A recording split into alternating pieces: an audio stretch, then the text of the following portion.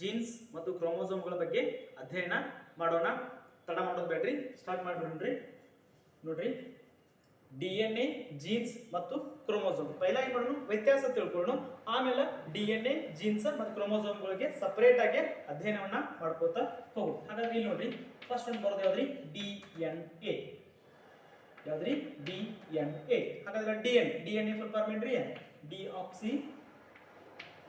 Deoxy ರೈಬೋ nucleic acid. ಏನಂತ ಕರೀತಾರ್ರಿ, deoxy ರೈಬೋ nucleic acid. ಗೊತ್ತಾತ್ರಿ, DNA ಅಂತಂದ್ರ deoxy ರೈಬೋ nucleic acid ಅಂತ ಕರೀತಾರ. ನೆಕ್ಸ್ಟ್ DNA ಮಾಡಲ್ಪಟ್ಟಿರೋದು ಎದರಿಂದ ಅಂತ ಕೇಳಿದ್ರ, ಸಾರಜನಕದ ಕ್ಷಾರದಿಂದ. ಸಾರಜನಕದ ಕ್ಷಾರದಿಂದ ಸಾರಜನಕದ ಕ್ಷಾರದಿಂದ DNA ಮಾಡಲ್ಪಟ್ಟಿದೆ. ಹಾಗಾದ್ರೆ ಇನ್ನು ನಾವು ಇದಕ್ಕಿಂತ ಒಂದು ಸ್ವಲ್ಪ ಸ್ಟೆಪ್ ಕೆಳಗೆ ಬಂದು ಅಂತಂದ್ರೆ, ಅಂದ್ರೆ ಜೀನ್ಸ್. ಈಗ ಜೀನ್ಸ್ ನ ತಗೊಂಡ್ರಿ, ಜೀನ್ಸ್ ನಾವು ವ್ಯತ್ಯಾಸ ಅಷ್ಟೇ ಹೇಳತ್ತೇನ್ರಿ, ಇದಿಷ್ಟಕ್ಕೆ ಮುಗಿಲಿಲ್ಲ. ಏನ್ ಮಾಡ್ತೇನ್ರಿ, ವ್ಯತ್ಯಾಸಗಳು ಹೇಳತ್ತಾನ. ಆಮೇಲೆ ಸಪರೇಟ್ ಆಗಿ DNA ನ ತಗೊಂಡ್ರೆ ಅಧ್ಯಯನ ಮಾಡ್ಕೊಂಡು ಹೋಗೋಣ. ಜೀನ್ಸ್ ಅಂತಂದ್ರೆ ಏನ್ರಿ ಸರ್, ಜೀನ್ಸ್ ಅಂದ್ರೆ ಏನ್ರಿ, ಹೆಸರು ಕೇಳಿದೇನ್ರಿ. ಈಗ ಯಾರೋ ಒಬ್ಬ ಓಡಾಳಿದ್ದಂತಂದ್ರ ಅವಾಗ ನೀವೇನಂತೀರಿ, ಅವ್ರು ನೋಡಿದ ಕೂಡಲೇ ಏನು ಮಾಡಕ್ ಬರೋದಿಲ್ಲ, ಅವ್ರ ಮನ್ಯಾಗಿನ ಜೀನ್ಸ್ ಹಂಗ ಐತಿ ಅಂತ ಹೇಳ್ತಿರಲ್ಲ, ಹಂಗಾರ ಜೀನ್ಸ್ ಅಂದ್ರೆ ಏನ್ರಿ, ಇದ್ರ ಕೆಲಸ ಏನ್ರಿ. ಪೈಲ ನೋಡ್ರಿ, ಜೀನ್ಸ್ ಅಂದ್ರೆ ಏನಪ್ಪಾ ಅಂತಂದ್ರ, ಇಲ್ಲಿ DNA ಕಾಣತೈತಲ್ರಿ, ಈ DNA ಯ ಸಣ್ಣ ಸಣ್ಣ ತುಣುಕುಗಳಿಗೆ ಏನಂತ ಕರೀತಾರ್ರಿ, DNA ಯ ಸಣ್ಣ ಸಣ್ಣ ತುಣುಕುಗಳು, ಸಣ್ಣ ಸಣ್ಣ ತುಣುಕುಗಳಿಗೆ DNA ಯ ಸಣ್ಣ ಸಣ್ಣ ತುಣುಕುಗಳಿಗೆ ಏನಂತ ಕರೀತಾರ್ರಿ, ಜೀನ್ಸ್ ಅಂತ ಕರೀತಾರೆ. ಇಲ್ಲಿ ಕಂಡು ಬರುವಂತಹ DNA ಯ ಸಣ್ಣ ಸಣ್ಣ ತುಣುಕುಗಳಿಗೆ ಜೀನ್ಸ್ ಅಂತ ಕರೀತಾರ. ಇದರ ಒಂದು ಮುಖ್ಯ ಲಕ್ಷಣ ಏನಪ್ಪಾ ಅಂತಂದ್ರ, ಗುಣಲಕ್ಷಣ, ಮಾನವ ಗುಣಲಕ್ಷಣಗಳನ್ನ ತಿಳಿಸ್ತದ್ರಿ. ಏನ್ರಿ, ಮಾನವ ಗುಣಲಕ್ಷಣಗಳನ್ನು ತಿಳಿಸುತ್ತದೆ. ಮಾನವ ಗುಣಲಕ್ಷಣಗಳ ಬಗ್ಗೆ ತಿಳಿಸೋ ಕೆಲಸ ಮಾಡದ್ರಿ ಈ ನಮ್ಮ ಜೀನ್ಸ್ ಮಾಡ್ತದೆ. ಹಾಗಾದ್ರೆ ಇನ್ ನೆಕ್ಸ್ಟ್ ಬರೋದು ಯಾವ್ದ್ರಿ, ಕ್ರೋಮೋಸೋಮ್ ರೀ. ಕ್ರೋಮೋಸೋಮ್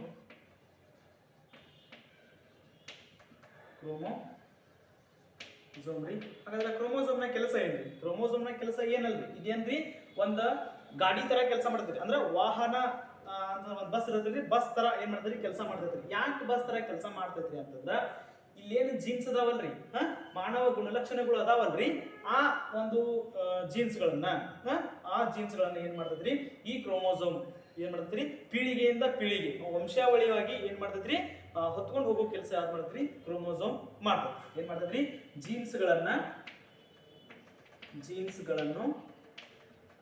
ಗಳನ್ನು ವಂಶ ಅಥವಾ ವಂಶದಿಂದ ವಂಶಕ್ಕೆ ಅಥವಾ ವಂಶಾವಳಿಯಾಗಿ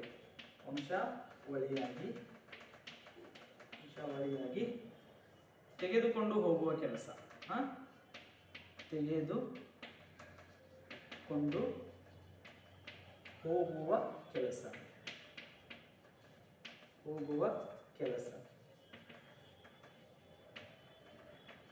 ಹೋಗುವ ಕೆಲಸವನ್ನು ಯಾವ್ದು ಮಾಡ್ತೈತ್ರಿ, ಕ್ರೋಮೋಸೋಮ್ ಮಾಡ್ತದೆ. ಅದಕ್ಕಾಗಿ ಇದಕ್ಕೆ ಏನಂತ ಕರೀತಾರೆ ಅಂತಂದ್ರೆ, ಹೆರಿಡಿಟಿ ವೆಹಿಕಲ್ ಅಂತ ಕರೀತಾರೆ. ಮಾನವ ದೇಹದ ಹೆರಿಡಿಟಿ ವೆಹಿಕಲ್ ಅಂತ ಯಾವ್ದನ್ನ ಕರೀತಾರ ಅಂತ ಕೇಳಿರ, ಯಾವ್ದನ್ನ ಕರೀತಾರೆ, ಕ್ರೋಮೋಸೋಮ್ ಅನ್ನ ಕರೀತಾರೆ. ಹೆರಿಡಿಟಿ ವೆಹಿಕಲ್ ಅಥವಾ ನಮ್ಮ ಕನ್ನಡದಾಗ ಹೇಳ್ಬೇಕಂತಂದ್ರ ಏನ್ರಿ, ಅನುವಂಶೀಯ ವಾಹಕ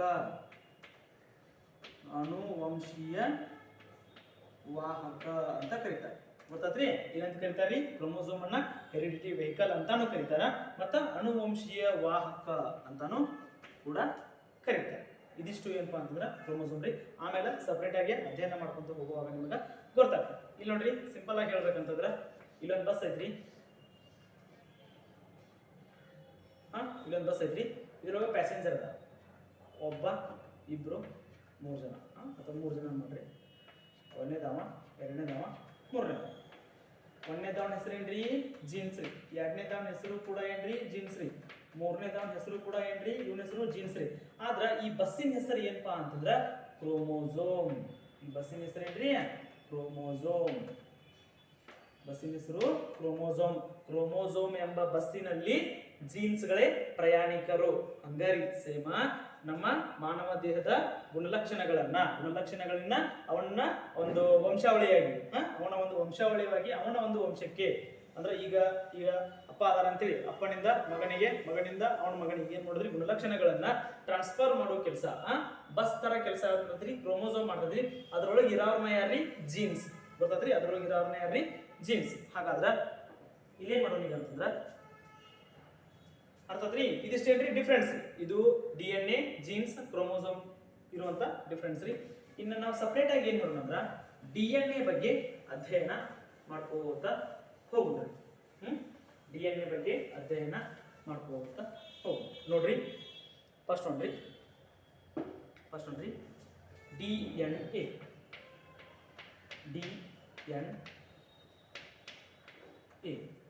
ಡಿಆಕ್ಸಿ ರೈಬೋ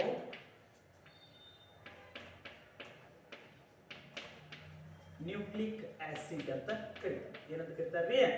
ಡಿಆಕ್ಸಿ ರೈಬೋ ನ್ಯೂಕ್ಲಿಕ್ ಆಸಿಡ್ ಅಂತ ಇದ್ರ ಫುಲ್ ಫಾರ್ಮಿಂಗ್ ಎಕ್ಸಾಂಪಲ್ ಕೇಳಿದಾರಿ ಇದ್ರ ಸಲುವಾಗಿ. ಇನ್ ನೆಕ್ಸ್ಟ್ ಮತ್ತೇನ್ ಕೇಳ್ತಾರ್ರಿ? ಹಾಗಾದ್ರ DNA ಯಾವುದರಿಂದ ಮಾಡಲ್ಪಟ್ಟಿದೆ? DNA ಯಾವುದರಿಂದ ಮಾಡಲ್ಪಟ್ಟಿದೆ ಅಂತ ಕೇಳಿದ್ರ ಸಾರಜನಕದ ಕ್ಷಾರಗಳಿಂದ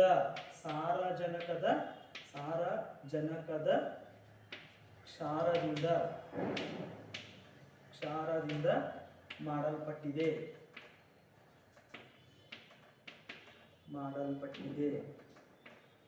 ಗೊತ್ತತ್ರಿ ಯಾವುದರಿಂದ ಮಾಡಲ್ಪಟ್ಟಿದೆ? DNA ರೀ ಸಾರಜನಕದ ಕ್ಷಾರದಿಂದ ಮಾಡಲ್ಪಟ್ಟಿದೆ. ಇದು ನೆನಪಿರಿ. ಹಾಗಾದ್ರೆ ನೆಕ್ಸ್ಟ್ DNA ಗೆ ಏನಂತ ಕರೀತಾರ್ರಿ? DNA ಗೆ ಏನಂತ ಕರೀತಾರ ಅಂದ್ರೆ ಮಾನವ ದೇಹದ ನೀಲನಕ್ಷೆ ಯಾವುದು ಅಂತ ಕೇಳ್ತಾರೆ. ನೀಲನಕ್ಷೆ, ಮಾನವ ದೇಹದ ನೀಲನಕ್ಷೆ,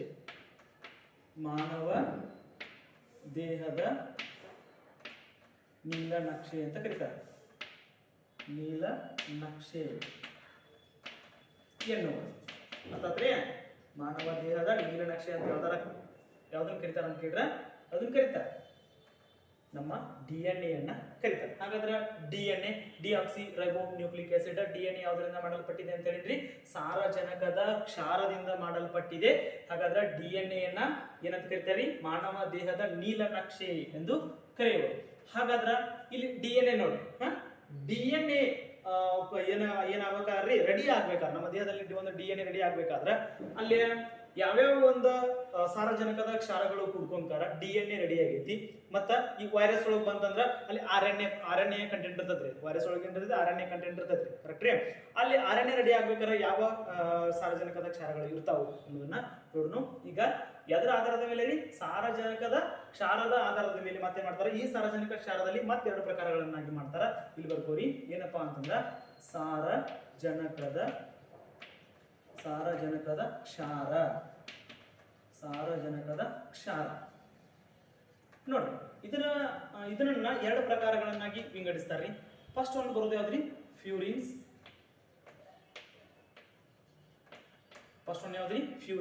ಇನ್ ಸೆಕೆಂಡ್ ಒನ್ ಎರಡನೇ ಭಾಗವಾಗಿ ಪಿರಾಮಿಡಿನ್ಸ್ ಅಂತ ಕರೀತಾರೆ.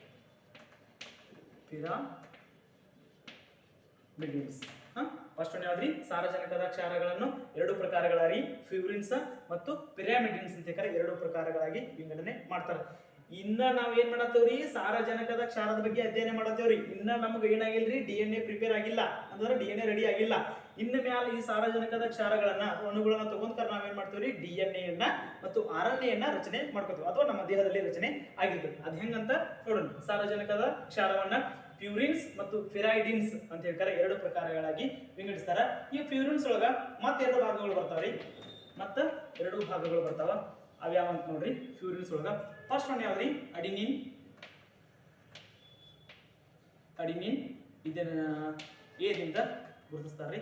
ನೆಕ್ಸ್ಟ್ ಸೆಕೆಂಡ್ ಒನ್ ಪ್ಯೂರಿನ್ಸ್ ಒಳಗ ಗ್ವಾನಿನ್. ಇದು G ಅಕ್ಷರದಿಂದ ಗುರುತಿಸ್ರಿ. ನೆಕ್ಸ್ಟ್ ಇಲ್ಲಿ ಬರಿ ಪಿರಾಮಿಡಿನ್ಸ್ ಯಾವ್ದ್ರಿ? ಪ್ಯೂರಿನ್ಸ್ ಒಳಗ ಅಡಿನಿನ್ ಮತ್ತು ಗ್ವಾನಿನ್ ಅಂದ್ರ. ಪಿರಾಮಿಡಿನ್ಸ್ ಒಳಗ ಯಾವ ಬರ್ತಾವ್ರಿ? ಇಲ್ಲಿ ಫಸ್ಟ್ ಒನ್ ಸೈಟೋಸಿನ್.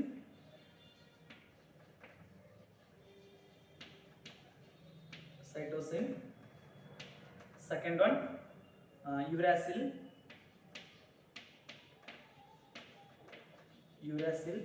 ಇನ್ನು ಥರ್ಡ್ ಒನ್ ಬಂದಂತ ಥಯಾಮಿನ್. ಯಾವ್ದ್ರಿ ಥಯಾಮಿನ್ ನೋಡ್ರಿ ಹೆಂಗ್ರಿ ಪಿರಾಮಿಡ್ ಬೀನ್ಸ್ ಒಳಗ ಸೈಟೋಸಿನ್ ಯುರಾಸಿಲ್ ಮತ್ತು ಥಯಾಮಿನ್ ಅಂತ ಮತ್ತೆ 3 ಪ್ರಕಾರಗಳಾಗಿ ವಿಂಗಡಿಸ್ತಾರ ಸಾರಜನಕದ ಕ್ಷಾರಗಳನ್ನ 2 ಪ್ರಕಾರಗಳಾಗಿ ವಿಂಗಡಿಸ್ತಾರೆ ಒಂದೇದು ಫ್ಯೂರಿನ್ಸ್ ಮತ್ತೊಂದು ಪಿರಾಮಿಡಿನ್ಸ್ ಫ್ಯೂರಿನ್ಸ್ ಒಳಗೆ ಮತ್ತೆ 2 ಪ್ರಕಾರಗಳು ರೀ ಒಂದು ಅಡಿನಿನ್ ಇನ್ನೊಂದು ಗ್ವಾನಿನ್ ನೆಕ್ಸ್ಟ್ ಒನ್ನ ಈ ಪಿರಾಮಿಡಿನ್ಸ್ ಅಂದ್ರೆ ಎರಡನೇ ಭಾಗದಲ್ಲಿ ಕಂಡುಬರುವ ಪಿರಾಮಿಡಿನ್ಸ್ ಇದ್ರೊಳಗೆ ಮತ್ತೆ 3 ಪ್ರಕಾರಗಳು ಒಂದು ಸೈಟೋಸಿನ್ ಎರಡನೇದು ಯುರಾಸಿಲ್ ಮೂರನೇದು ಥಯಾಮಿನ್ ಅಂತ ಕರೀತಾರೆ ಹಾಗಾದ್ರೆ ನೆಕ್ಸ್ಟ್ ನೋಡ್ರಿ ನೆಕ್ಸ್ಟ್ ನಮ್ಮ ಫ್ಯೂರಿನ್ಸ್ ಮತ್ತು ಪಿರಾಮಿಡಿನ್ಸ್ ಈ ಒಂದು ಕ್ಷಾರಜನಕದ ಕ್ಷಾರಗಳನ್ನ ತಗೊಂತಾರೆ ಏನ್ ಮಾಡ್ತಾರ್ರಿ ಡಿಎನ್ಎ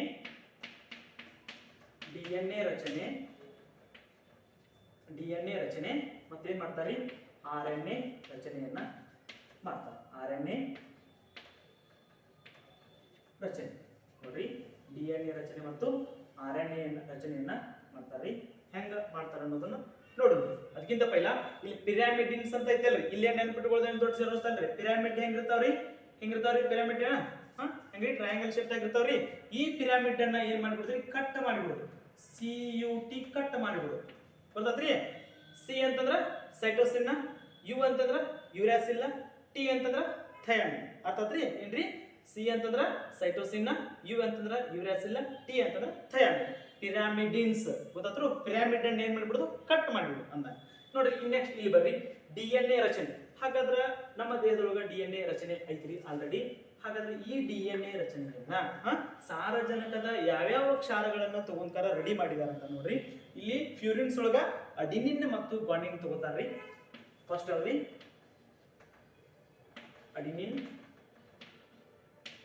ಅಡಿನಿನ್ ಸೆಕೆಂಡ್ ಒನ್ ಗ್ವಾನಿನ್ ಗೊತ್ತಾತ್ರಿ ಏನೇನ್ ತಗೋತಾರ್ರಿ ಫ್ಯೂರಿನ್ಸ್ ಒಳಗಿನೂರಿ ಸಾರಜನಕದ ಕ್ಷಾರಗಳಾದ ಅಡಿನಿನ್ ಮತ್ತು ಗ್ವಾನಿನ್ಗಳನ್ನ ತಗೋತಾರ ನೆಕ್ಸ್ಟ್ ಇಲ್ಲಿ ಬಂದ ಪಿರಾಮಿಡಿನ್ಸ್ ಒಳಗ ಮತ್ತೆರಡು ಅಣುಗಳನ್ನು ತಗೋತಾರ ಒಂದು ಸೈಟೋಸಿನ್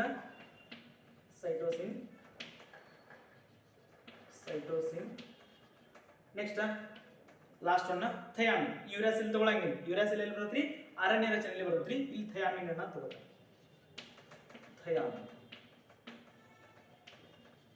ಏನ್ರಿ ಥಯಾಮಿನ್ ಅನ್ನ ತಗೊಂತಾರೆ ಏನ್ ಮಾಡ್ತಾರೆ ಡಿಎನ್ಎ ಅನ್ನ ರಚನೆ ಮಾಡ್ತಾರೆ ನಮ್ಮ ದೇಹದಲ್ಲಿ ಡಿಎನ್ಎ ರಚನೆ ಆಗಿದ್ದು ಫ್ಯೂರಿನ್ಸ್ ಗಳಾದ ಅಡಿನಿನ್ ಮತ್ತು ಗ್ವಾನಿನ್ ಎ ಜಿ ಎ ಮತ್ತು ಜಿ ಅಡಿನಿನ್ ಮತ್ತು ಗ್ವಾನಿನ್ಗಳು ಪಿರಾಮಿಡಿನ್ಸ್ ಗಳಾದ ಸೈಟೋಸಿನ್ ಮತ್ತು ಥಯಾಮಿನ್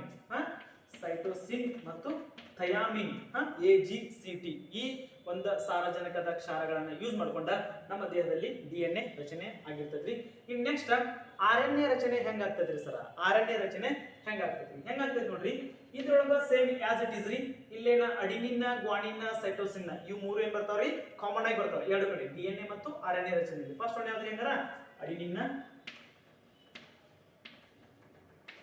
ಇದು ಎ ಇನ್ ಸೆಕೆಂಡ್ ಒನ್ ಗ್ವಾನಿನ್ ಇದು ಜಿ ಇನ್ನ ಥರ್ಡ್ ಒನ್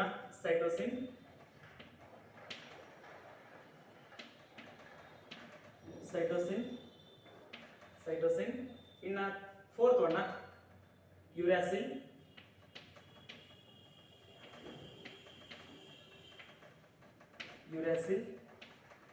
ಫೋರ್ತ್ ಒನ್ ಯಾವ್ದ್ರಿ ಯುರಾಸಿಲ್ ಗೊತ್ತಾತ್ರಿ ನೋಡ್ರಿ ಡಿಫ್ರೆನ್ಸ್ ಏನಂತ ಗೊತ್ತಾತ್ ನಿಮ್ಗೆ ಡಿಎನ್ಎ ರಚನೆಯಲ್ಲಿ ಪ್ಯೂರಿನ್ಸ್ ಗಳಾದ ಅಡಿನಿನ್ ಮತ್ತು ಗ್ವಾನಿನ್ ಗಳನ್ನ ಯೂಸ್ ಮಾಡ್ಕೊಂಡ್ರ ಪಿರಾಮಿಡಿನ್ಸ್ ಗಳಾದ ಸೈಟೋಸಿನ್ ಮತ್ತು ಥಯಾಮಿನ್ ಗಳನ್ನ ಯೂಸ್ ಮಾಡ್ಕೊತಾರ್ರಿ ಸಾರಜನಕದ 4 ಕ್ಷಾರಗಳು ಈ ಸೈಡ್ ಅದಾವ್ರಿ ನೆಕ್ಸ್ಟ್ ಇಲ್ಲೂ 4 ಕ್ಷಾರಗಳದಾವ್ರಿ ಯಾವ್ಯಾವ ಅದಾವ ನೋಡ್ರಿ ಆರನೇ ರಚನೆಯಲ್ಲಿ ಅಡಿನಿನ್ ಗ್ವಾನಿನ್ ಸೈಟೋಸಿನ್ ಎರಡು ಇವು ಮೂರು ಐತಲ್ರಿ ಕಾಮನ್ ರೀ ಮೂರು ಕಾಮನ್ ಎಲ್ಲಿಂದ್ರ ರೀ ಇಲ್ಲಿಂದ್ರ ಇವು ಮೂರು ಎರಡದ್ರೊಳಗೆ ಏನ್ ಬರ್ತಾವ್ರಿ ಕಾಮನ್ ಆಗಿ ಇರ್ತಾವ ಅಡಿನಿನ್ ಗ್ವಾನಿನ್ ಸೈಟೋಸಿನ್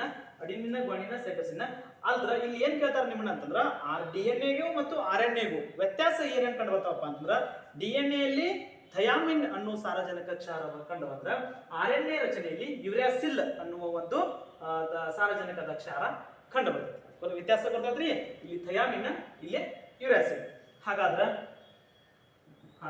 ಇಲ್ಲಿ ಯಾರು ಬರ್ತಾರಪ್ಪ ಅಂತಂದ್ರ ಅವ್ರಿಗೆ ಯಾರ್ಯಾರು ವ್ಯಾಟ್ಸನ್ ಮತ್ತು ಕ್ವಿಕ್ ಬರ್ತಾರ ಕೊಡ್ತದೆ ನಿಮಗೆ DNA ದ್ವಿಸುರುಳಿ ಮಾದರಿ ರೀ.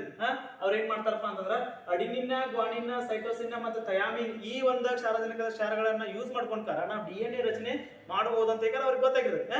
ಅದಕ್ಕೆ ಅವ್ರು ಏನ್ ಮಾಡ್ತಾರ DNA ಏಕಸುರುಳಿ ಇರ್ತೈತಿ. ಹೆಂಗಿರ್ತೈತಿ ಮಿನ್ಸನ್ ಕೀಟ ಆಗಿರ್ತೈತಿ. ನೀವು ನೋಡಿರ್ಬೋದು, ಇಲ್ಲಿ ತೆಗಿತ ನೋಡ್ರಿ.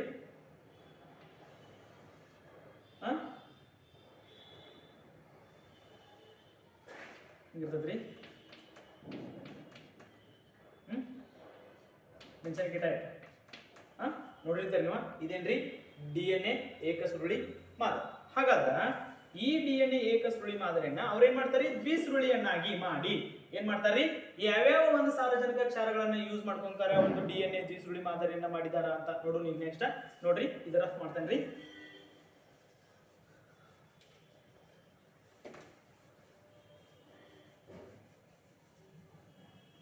ಈ ಸೈಡ್ ಬರ್ತೇನೆ ನೋಡ್ರಿ.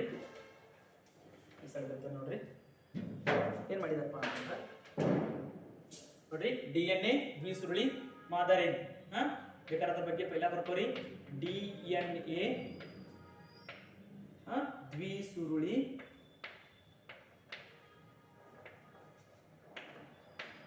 ಮಾದರಿ. DNA ದ್ವಿಸುರುಳಿ ಮಾದರಿ. ಈ ಮಾದರಿನ ನಮಗೆ ತಿಳಿಸ್ಕೊಟ್ಟಾರ ಯಾರ್ರಿ ವ್ಯಾಟ್ಸನ್ ಮತ್ತು ಕ್ರಿಕ್ ರೀ. ಯಾರ್ಯಾರಿ ವ್ಯಾಟ್ಸನ್ ಮತ್ತು ಕ್ರಿಕ್ ಎಂಬುವರು DNA ದ್ವಿಸುರುಳಿ ಮಾದರಿಯ ಬಗ್ಗೆ ನಮಗ ಹೇಳಿಕೊಡ್ತಾರ. ಹಾಗಾದ್ರೆ ಏನ್ ಹೇಳ್ತಾರ ನೋಡ್ರಿ, ಏನ್ ಹೇಳ್ತಾರ ನೋಡ್ರಿ. DNA ರಚನೆ ಮಾಡ್ಬೇಕು, ನಾವಾಗ ಒಂದು DNA ಎಳೆನ ರಚನೆ ಮಾಡ್ಬೇಕ. ಯಾವ ಬರ್ತಾರೆ DNA ರಚನೆಯಲ್ಲಿ AGCT ಆಸ್ ಇಟ್ ಇಸ್ ರೀ, ಕಾಮನ್ ರೀ. ಎವ್ರಿ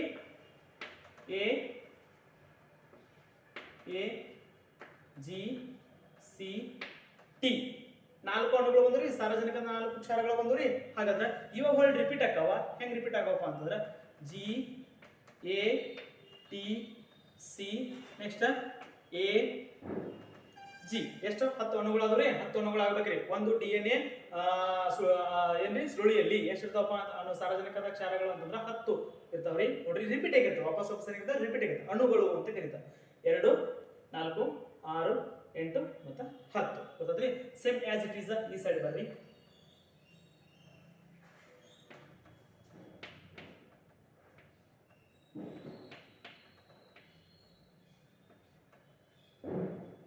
ನೆಕ್ಸ್ಟ್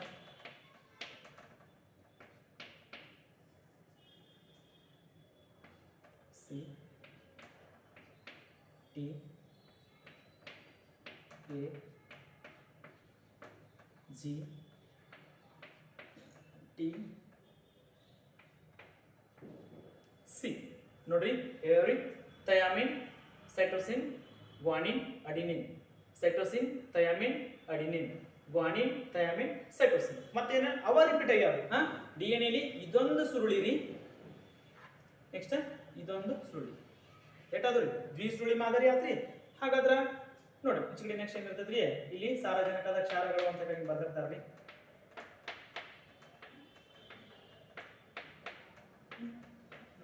ನೋಡ್ರಿತೀರಿ ನೀವು ಇಲ್ಲಾರ.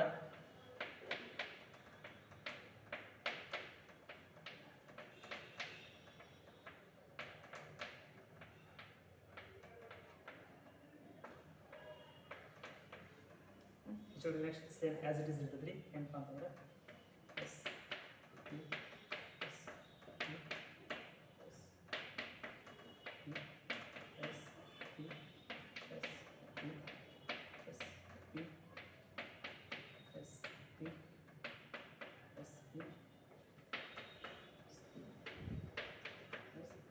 ಈ ತರ ಏನಿರ್ತದೆ ನಮ್ಮ ಒಂದು DNA ದ್ವಿಸುರುಳಿ ಮಾದರಿ ರಚನೆ ಆಗಿರ್ತದೆ. ಹಾಗಾದ್ರೆ ಇಲ್ಲಿ ಕ್ವಶನ್ ಹೆಂಗೆ ಕೇಳ್ತಾರೆ ಸರ್?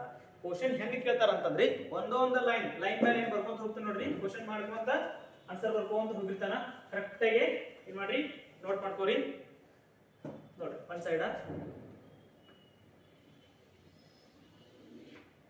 ಹಾಗಾದ್ರೆ ನೋಡ್ರಿ ಏನ್ ಕ್ವಶನ್ ಕೇಳ್ತಾರ. ಫಸ್ಟ್ ಕೇಳು ಕ್ವಶನ್ ಅನ್ನ ಏನಪ್ಪಾ ಅಂತಂದ್ರ ಅಡಿನಿನ್ ಮತ್ತು ಥಯಾಮಿನ್ ನಡುವೆ ಅಡಿನಿನ್ ಮತ್ತು ಥಯಾಮಿನ್ ನಡುವೆ ಎಷ್ಟು ಅಥವಾ ಯಾವ ಒಂದು ಬಂಧ ಕಂಡು ಬರ್ತೈತಿ ಅಂತ ಕೇಳ್ತಾರೆ. ಇಲ್ಲಿ ಯಾವ ಒಂದು ಬಂಧ ಕಂಡು ಬರ್ತೈತ್ರಿ? ಅಡಿನಿನ್ ಮತ್ತು ಥಯಾಮಿನ್ ಇವೆರಡು ಏನಿರ್ತಾವ ಅಂತಂದ್ರೆ ಜಾಯಿಂಟ್ ಇರ್ತಾವ್ರಿ.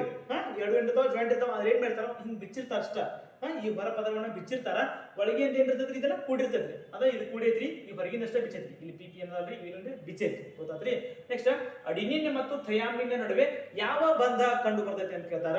ಯಾವ ಬಂಧ ರೀ? ಅಡಿನಿನ್ ಮತ್ತು ಥಯಾಮಿನ್ ನಡುವೆ ಹೈಡ್ರೋಜನ್ ಅಥವಾ ಜಲಜನಕ ಬಂಧನ ಕಂಡ ಬರ್ತದೆ. ಹಾಗಾದ್ರೆ ಎಷ್ಟು ಜಲಜನಕ ಬಂಧನ ಕಂಡು ಬರ್ತೈತಪ್ಪ ಅಂತಂದ್ರ ಎಷ್ಟು ಗೆರೆ ಹೇಳದನ್ರಿ? 2 ಗೆರೆ ಹೇಳದನ್ರಿ. ಹಂಗಾರ ದ್ವಿಜಲಜನಕ ಬಂಧನ ಕಂಡ ಬರ್ತದೆ. ನೋಡ್ರಿ, ಫಸ್ಟ್ ಒಂದು ಪಾಯಿಂಟ್ ನೋಟ್ ಮಾಡ್ಕೋರಿ. ಅಡಿನಿನ್ ಮತ್ತು ಅದಕ್ಕಿಂತ ಪೈಲ ಏನ್ ಬರ್ಕೋರಿ? ಅಡಿನಿನ್ DNA ಒಂದು ದ್ವಿಸುರುಳಿ ಮಾದರಿಯಲ್ಲಿ ಅಡಿನಿನ್ನ ವಿರುದ್ಧ ಯಾವಾಗಲೂ ಯಾವ್ದು ಇರ್ತದ್ರಿ? ಥಯಾಮಿನ್ ಇರ್ತದ್ರಿ. ಅದನ್ನ ಪೈಲ ಬರ್ಕೋರಿ. ಅಡಿನಿನ್ನ ವಿರುದ್ಧ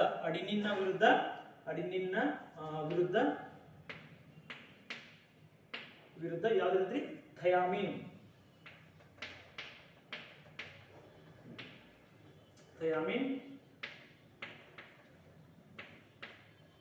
ಇರುತ್ತದೆ. ಹಾಗಾದ್ರೆ ಈಗ ನೆಕ್ಸ್ಟ್ ಲೈನ್ ಏನ್ ಬರ್ಕೋಬೇಕ್ರಿ? ಅಡಿನಿನ್ ಮತ್ತು ಥಯಾಮಿನ್ ನಡುವೆ ಇರುವ ಬಂಧನ ಯಾವುದು ಅಂತ ಕೇಳಿದ್ರೆ ದ್ವಿಜಲಜನಕ ಬಂಧನ. ನೋಡ್ರಿ, ಅಡಿನಿನ್ ಮತ್ತು ಥಯಾಮಿನ್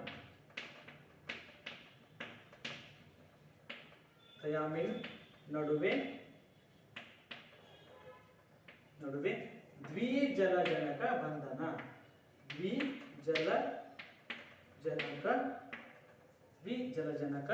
ಬಂಧನ ಕಂಡು ಬರುತ್ತದೆ.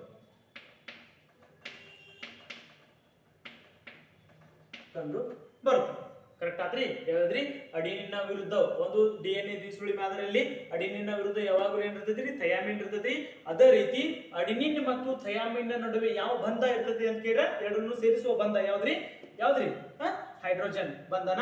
ಅದ ಯಾವ ಹೈಡ್ರೋಜನ್ ಬಂಧನ ಅಂತಂದ್ರ ಹೈಡ್ರೋಜನ್ ಬಂಧನ ಅಥವಾ ದ್ವಿಜಲಜನಕ ಬಂಧನ ಅಂತ ಕರೀತಾರೆ. ಇನ್ನು ನೆಕ್ಸ್ಟ್ ಲೈನ್ ದಾಗ ಬರೀ ಏನದ? ಇಲ್ಲಿ ಏನೈತ್ರಿ?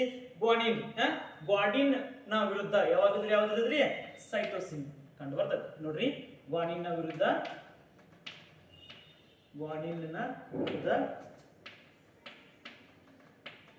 ಸೈಟೋಸಿನ್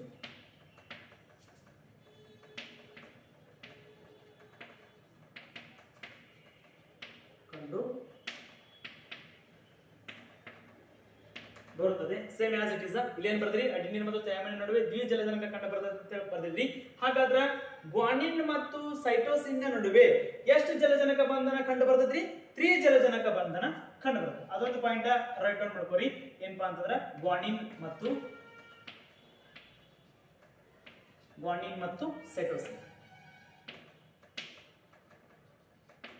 ಸೈಟೋಸಿನ್ ಗ್ವಾನಿನ್ ಮತ್ತು ಸೈಟೋಸಿನ್ ನಡುವೆ ತ್ರಿಜಲಜನಕ ಬಂಧನ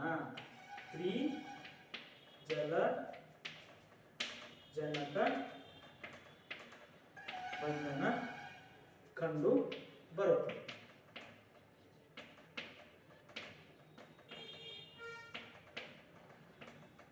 ಹಾಗಾದ್ರೆ ನೆಕ್ಸ್ಟ್ ಪಾಯಿಂಟ್ ಏನ್ರಿ? ಈಗ ಹೇಳಿರಿ ನೀವು, ಅಡಿನಿನ್ ವಿರುದ್ಧ ಥಯಾಮಿನ್ ಮತ್ತು ಅಡಿನಿನ್ ಮತ್ತು ಥಯಾಮಿನ್ ನಡುವೆ ದ್ವಿಜಲಜನಕ ಬಂಧನ. ನೆಕ್ಸ್ಟ್ ಪಾಯಿಂಟ್ ಗ್ವಾನಿನ್ ಮತ್ತು ಸೈಟೋಸಿನ್. ಗ್ವಾನಿನ್ ವಿರುದ್ಧ ಯಾವಾಗಲೂ ಸೈಟೋಸಿನ್ ಇರ್ತದ್ರಿ. ಮತ್ತು ಗ್ವಾನಿನ್ ಮತ್ತು ಸೈಟೋಸಿನ್ ನಡುವೆ ಯಾವ್ದಿರ್ತದ್ರಿ? ತ್ರಿಜಲಜನಕ ಬಂಧನ ಕಂಡು ಬರ್ತದೆ. 2 ಗೆರೆಲಿ ಇಲ್ಲಿ 2 ಗೆರೆ, ಇಲ್ಲೇ 3 ಗೆರೆ. ಗೊತ್ತಾತ್ರಿ? ಇಲ್ಲಿ 2 ಗೆರೆ, ಇಲ್ಲೇ 3 ಗೆರೆ. ಇದ್ ನೆನ್ಪಿಟ್ಕೊಳ್ರಿ. 2 ಗೆರೆ ಅಂತಂದ್ರೆ ದ್ವಿಜಲಜನಕ ಬಂಧನ, 3 ಗೆರೆ ಅಂತಂದ್ರೆ ತ್ರಿಜಲಜನಕ ಬಂಧನ. ಸೇಮ್ ಆಸ್ ಇಟ್ ಇಸ್ ಏನಾಗ್ಯಾವ್ರಿ? ರಿಪೀಟ್ ಆಗ್ಯಾವ. ನೋಡ್ರಿ, ಇಲ್ಲಿ adenine, guanine, cytosine, next thymine. ಇಲ್ಲಿ ಅಡಿನಿನ್ ವಿರುದ್ಧ ಥಯಾಮಿನ್ ಇರ್ತೈತ್ರಿ ಯಾವಾಗಿದ್ದು, ಮತ್ತ ಗ್ವಾನಿನ್ ವಿರುದ್ಧ ಸೈಟೋಸಿನ್ ಇರ್ತೈತ್ರಿ.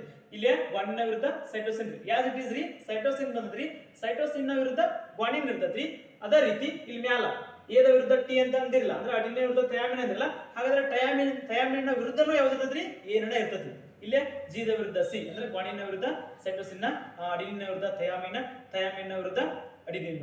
ಈ ತರ ಏನ್ ಮಾಡ್ತಾವ ಅಂತಂದ್ರೆ DNA ದ್ವಿಸುರುಳಿ ಮಾದರಿಯಲ್ಲಿ ಕಂಡು ಬರ್ತದೆ. ಹಾಗಾದ್ರೆ ನೀವ್ ಹೇಳಿರಿ, ಅಡಿನಿನ್ ಮತ್ತು ಥಯಾಮಿನ್ ನಡುವೆ ಜಲಜನಕ ಬಂಧನ ಐತಿ. 2 ಜಲಜನಕ ಬಂಧನ, ದ್ವಿಜಲಜನಕ ಬಂಧನ. ಮತ್ತ ಗ್ವಾನಿನ್ ಮತ್ತು ಸೈಟೋಸಿನ್ ನಡುವೆ ತ್ರಿಜಲಜನಕ ಬಂಧನ ಕಂಡು ಬರ್ತೈತೆ ಅಂತ ಹೇಳಿರಿ. ಹಾಗಾದ್ರ ಅವ ಏನ್ ಕೇಳಂಗಿಲ್ರಿ?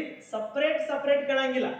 ಸಪರೇಟ್ ಸಪರೇಟ್ ಅಂದ್ರೆ ಅಡಿನಿನ್ ಮತ್ತು ಥಯಾಮಿನ್ ನಡುವೆ ಇರುವ ಬಂಧನ ಯಾವುದು ಮತ್ತು ಗ್ವಾನಿನ್ ಮತ್ತು ಸೈಟೋಸಿನ್ ನಡುವೆ ಇರುವ ಬಂಧನ ಯಾವುದು ಅಂತ ಹಿಂಗ್ ಸಪರೇಟ್ ಆಗಿ ಕೇಳಂಗಿಲ್ಲ. ಅಕಸ್ಮಾತ್ ಅವೇನಾರ ಟೋಟಲ್ ಒಂದು ಡಿಎನ್ಎ ದ್ವಿಸುರುಳಿ ಮಾದರಿಯು ಯಾವ ಒಂದು ಬಂಧನದಿಂದ ಬಂಧಿಸಲ್ಪಟ್ಟೈತಿ ಅಂತ ಏನಾರ ಕೇಳಿದ್ಪ ಅಂತಂದ್ರ ಒಟ್ಟು ಯಾವ ವರ್ಡ್ ಬಳಸ್ಬೇಕ್ರಿ?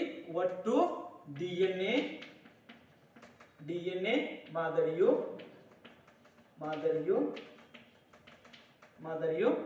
ಯಾವ ಒಂದು ಬಂಧನದಿಂದ ಬಂಧಿಸಲ್ಪಟ್ಟಿದೆ ಅಂತ ಏನಾರ ಕೇಳಿದಂತಂದ್ರೆ ಒಟ್ಟು ಡಿಎನ್ಎ ಮಾದರಿಯು ಫಾಸ್ಫೋಡೈ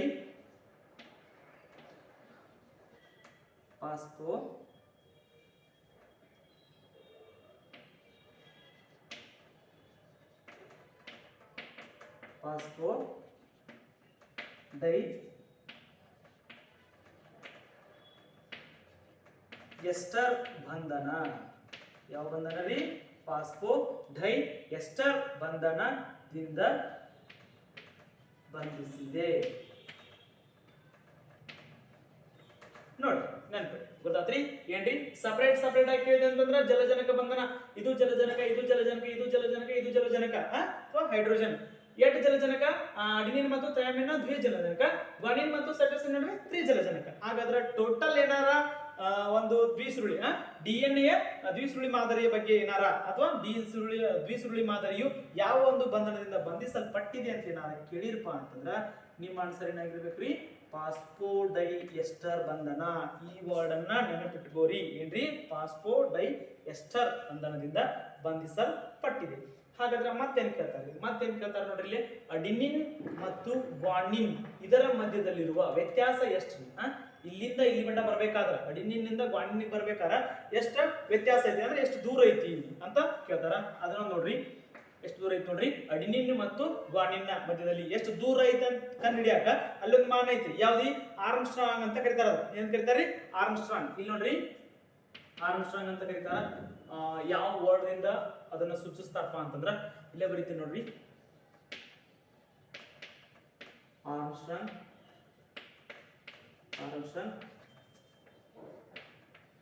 ಈ ತರ ಏನ್ ಮಾಡ್ತಾರ ಅಂತಂದ್ರ, ಅಥವಾ ಅಲ್ಲಿ ಡಿಗ್ರಿ ಬರೀತಿಲ್ಲ ನೀವು, ಡಿಗ್ರಿ ಆ ತರ ಏನ್ ಮಾಡ್ತಾರ ಅಂತಂದ್ರ ಗುರುತಿಸ್ತಾರ. ಆರ್ಮ್ಸ್ಟ್ರಾಂಗ್ ಅಂತ ಕರೀತಾರೆ. ಎಷ್ಟು ಆರ್ಮ್ಸ್ಟ್ರಾಂಗ್ ನಷ್ಟು ವ್ಯತ್ಯಾಸ ಇದೆ? ಅಡಿನಿನ್ ಮತ್ತು ಗ್ವಾನಿನ್ ಮಧ್ಯೆ ಎಷ್ಟು ಆರ್ಮ್ಸ್ಟ್ರಾಂಗ್ ನಷ್ಟು ವ್ಯತ್ಯಾಸ ಇದೆ ಅಂತ ಕೇಳಿರಂತಂದ್ರ ಅಡಿನಿನ್ ಮತ್ತು ಗ್ವಾನಿನ್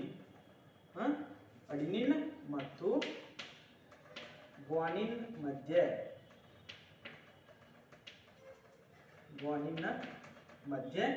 3.4 ಎಷ್ಟು? 3.4 ಆರ್ಮ್ಸ್ಟ್ರಾಂಗ್ ನಷ್ಟು ವ್ಯತ್ಯಾಸವಿದೆ. ಅರ್ಥ ಮಾಡ್ಕೋರಿ, ಏನೈತ್ರಿ? ವ್ಯತ್ಯಾಸವಿದೆ. ಗೊತ್ತಾಯ್ತು? ಅಡಿನಿನ್ ಮತ್ತು ಗ್ವಾನಿನ್ ಮಧ್ಯದಲ್ಲಿ 3.4 ಆರ್ಮ್ಸ್ಟ್ರಾಂಗ್ ನಷ್ಟು ವ್ಯತ್ಯಾಸ ಕಂಡು ಬರ್ತದೆ. ಎಷ್ಟು ಅಣುಗಳದಾವ್ರಿ? ಇಲ್ಲಿ 10 ಅಣುಗಳದಾವ್ರಿ. 1 2 3 4 5 6 7 8 9 10. ಒಂದು ಅಡಿನಿನ್ ಮತ್ತು ಗ್ವಾನಿನ್ ಮಧ್ಯದಲ್ಲಿರುವ ವ್ಯತ್ಯಾಸ 3.4 ಆರ್ಮ್ಸ್ಟ್ರಾಂಗ್ ಆದ್ರ 3.4 ಆರ್ಮ್ಸ್ಟ್ರಾಂಗ್ ಅಲ್ಲಿ ಏನಂತ ಬರ್ಕೋರಿಬೇಕಾರ ಇದ್ರ ಮುಂದ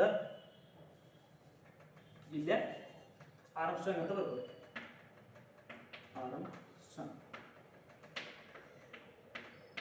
ಆರ್ಮ್ಸ್ಟ್ರಾಂಗ್ ನಷ್ಟು ವ್ಯತ್ಯಾಸವಿದೆ.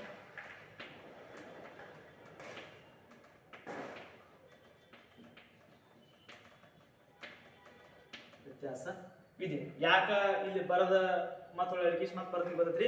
ಒಬ್ಬರು ಏನ್ ಮಾಡ್ತಾರ ಗೊತ್ತಿ, ಯಾರೋ ಒಬ್ಬ ಕ್ಲಾಸ್ ಹೇಳ್ತಾನ ಹೊಸದಾಗಿ, ಬರ್ಕೋಬೇಕು ನೋಡೋ ತಡಿ ಏನ್ ಹೇಳ್ತಾನ ಅಂತ ಏನ್ ಮಾಡ್ತೀರಿ, ಹಂಗ ಬರ್ಕೊಂಡ್ ಬಿಡ್ತೀರಿ.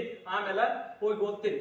3.4 ಏನೋ ಬರ್ಸಿದ ಆದ್ರೆ ಏನಂತ ಗೊತ್ತಿಲ್ಲ, ಹಿಂಗ್ ಮಾಡ್ತಾರೆ. ಅದ್ರ ಸಲುವಾಗಿ ಏನಂದ್ರ ಇಲ್ಲಿ ಮುಂದ್ ಬರ್ಕೋರಿ, ಆರ್ಮ್ಸ್ಟ್ರಾಂಗ್ ಅಂತ ಬರ್ಕೋರಿ. ಹಾಗಾದ್ರ ಅವೇನ್ ಕೇಳ್ತಾನ ಅಂತಂದ್ರ ಆಗಲೇ ಹೇಳಿನ ನಿಮ್ಗೆ ಏನಂತ ಹೇಳಿನ್ರಿ, ಇಲ್ಲಿ ಜನಜನಕ ಬಂಧದೊಳಗ ಸಪರೇಟ್ ಕೇಳಂಗಿಲ್ಲ.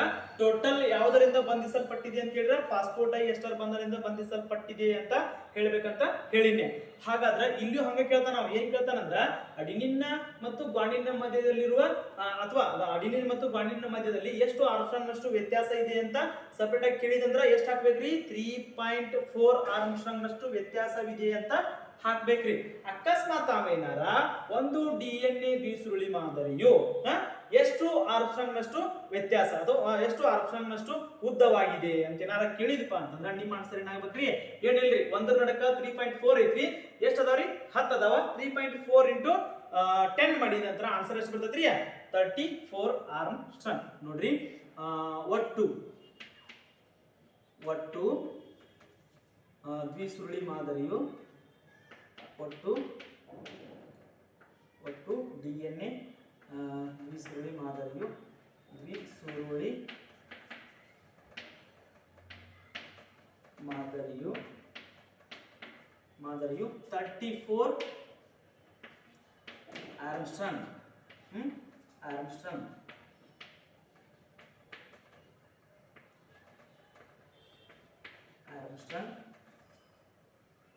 ವ್ಯತ್ಯಾಸ ಅಥವಾ ದೂರ ಅಥವಾ ಉದ್ದ ಹೊಂದಿದೆ. ಆರ್ಮ್ಸ್ಟ್ರಾಂಗ್ ಉದ್ದವನ್ನು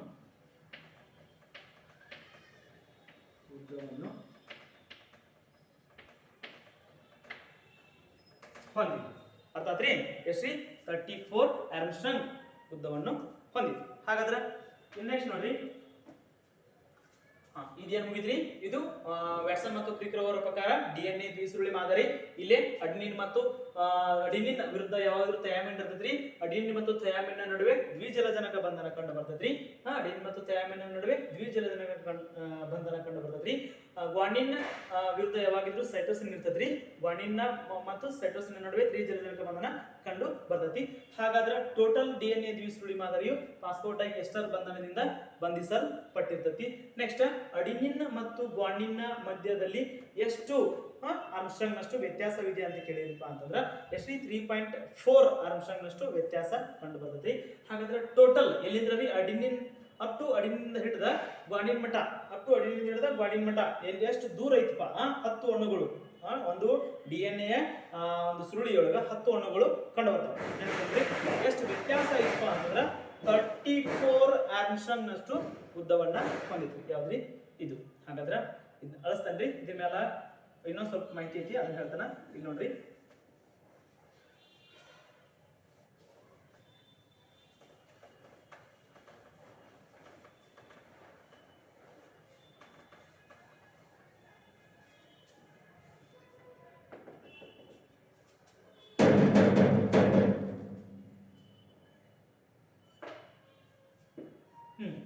ನೋಡಿ ನೆಕ್ಸ್ಟ್. ಹಾಗಾದ್ರೆ ಇಲ್ಲಿ ಕಂಡು ಬರುವಂತಹ DNA ಎಳೆಗಳನ್ನ ಎಣಿಸಲು ಆ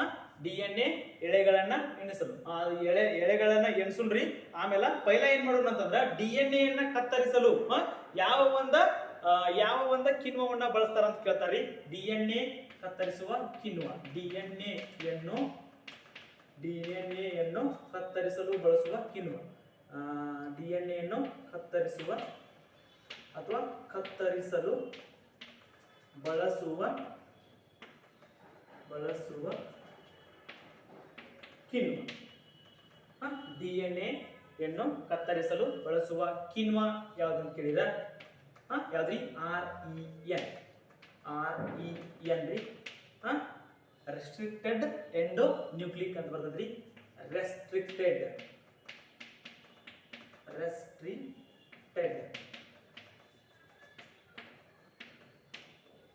ಎಂಡೋ ನ್ಯೂಕ್ಲಿಕ್ ಅಥವಾ nucleus. Restricted endo nucleus. Restricted endo nucleus ಅಂತ ಕರೀತಾರೆ. DNA ಯನ್ನು ಕತ್ತರಿಸಲು ಬಳಸುವ ಕಿಣ್ವ REN, ರೆಸ್ಟ್ರಿಕ್ಟೆಡ್ ಎಂಡೋ ನ್ಯೂಕ್ಲಿಯಸ್. ಹಾಗಾದ್ರೆ ಇಲ್ಲಿ ಕತ್ತರಿಸಿದಂತಹ DNA ಯನ್ನ ಅದರಲ್ಲಿ ಕಂಡು ಬರುವಂತ ಎಳೆಗಳನ್ನ ಎಣಿಸಾಕ ಯಾವ ಒಂದು ಸಾಧನವನ್ನ ಅಥವಾ ಯಾವ ಒಂದು ವಿಧಾನವನ್ನು ಬಳಸ್ತಾರ ಅಂತ ಕೇಳ್ತಾರ್ರಿ. DNA ಎಳೆಗಳನ್ನು ಎಣಿಸಲು ಯಾವ ವಿಧಾನವನ್ನು ಬಳಸುತ್ತಾರೆ?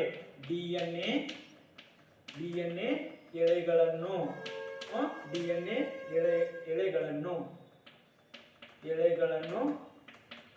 ಎಣಿಸಲು PCR. ಯಾವ್ರಿ? PCR ವಿಧಾನ ಬಳಸುವರು. ನೆನಪಿರಿ, PCR ಅಂತಂದ್ರೆ ಪಾಲಿಮರೈಸ್ ಚೈನ್ ರಿಯಾಕ್ಷನ್ ಏನ್ರಿ ಪಾಲಿಮರೈಸ್ ಚೈನ್ ರಿಯಾಕ್ಷನ್ ಅಂತ ಕರೀತಾರೆ. ಈ PCR ಅನ್ನ ಅಥವಾ ಈ PCR ಮಾದರಿಯನ್ನ ಇಟ್ಕೊಂಡ್ಕಾರ DNA ಎಳೆಗಳನ್ನ ಎನಿಸ್ತಾರೆ. ನೆನಪು PCR ಮತ್ತೊಂದ್ ಕಡೆ ಹೆಲ್ಪ್ ಆಕೈತ್ರಿ ನಮಗೆ. ಈ ಮಾದರಿಯನ್ನ ಮತ್ತೊಂದ್ ಕಡೆ ಏನ್ ಮಾಡ್ತಾರೆ, ಉಪಯೋಗ ಮಾಡ್ಕೊತಾರೆ. ಎಲ್ಲಿ ಹೇಳ್ರಿ HIV ಏಡ್ಸ್ ಪರೀಕ್ಷೆ ಮಾಡಾಕ ನೆಗೆಟಿವ್ ಐತು ಇನ್ ಪಾಸಿಟಿವ್ ಐತು ಅಂತ ಹೇಳ್ತಾರ ಏನ್ ಮಾಡ್ತಾರಿ, ಪರೀಕ್ಷೆಯನ್ನ ಮಾಡ್ತಾರಿ. ಆ ಒಂದು ಪರೀಕ್ಷೆಗಳು ಯಾವಪ್ಪ ಅಂತಂದ್ರ ಒಂದು PCR, ಇನ್ನೊಂದು ಯಾವ್ದ್ರಿ ಎಲಿಸಾ. ಎಲಿಸಾ ಪರೀಕ್ಷೆಗಳನ್ನ ಇವು HIV ಪರೀಕ್ಷೆಗೆ ಬಳಸುವಂತಹ ಒಂದು 2 ಪರೀಕ್ಷೆಗಳು.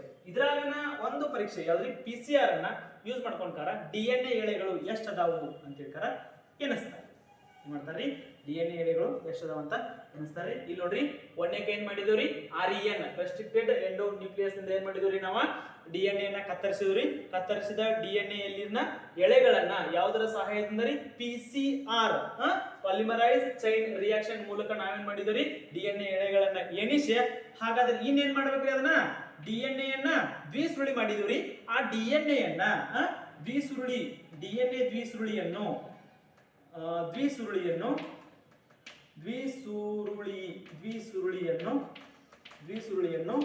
ಏಕ ಸುರುಳಿಯನ್ನಾಗಿಸಲು ಕೂಡಿಸ್ಬೇಕಲ್ರಿ ಬಳ್ಳೆ. ಹಾಗಾದ್ರೆ ಇಲ್ಲಿ ಕ್ವಶನ್ ಹೆಂಗ್ ಅರೈಸ್ ಆಗೈತೆ ನೋಡ್ರಿ ನಿಮ್ಗ, DNA ಯ ದ್ವಿಸುರುಳಿಯನ್ನು ಏಕ ಸುರುಳಿಯನ್ನಾಗಿಸಲು ಅದಕ್ಕೆ ಬಾಹ್ಯವಾಗಿ ಏನನ್ನು ನೀಡಬೇಕು ಅಂತ ಹೇಳ್ತಾರೆ ಕ್ವಶನ್ ಕೇಳ್ತಾರ. ಅದನ್ನ ನಾನು ಹೇಳ್ತೇನ್ರಿ, DNA ದ್ವಿಸುರುಳಿಯನ್ನು ಏಕ ಸುರುಳಿಯನ್ನಾಗಿಸಲು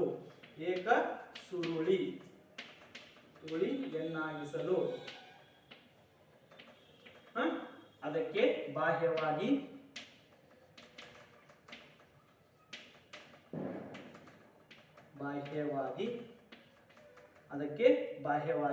ಶಾಖವನ್ನು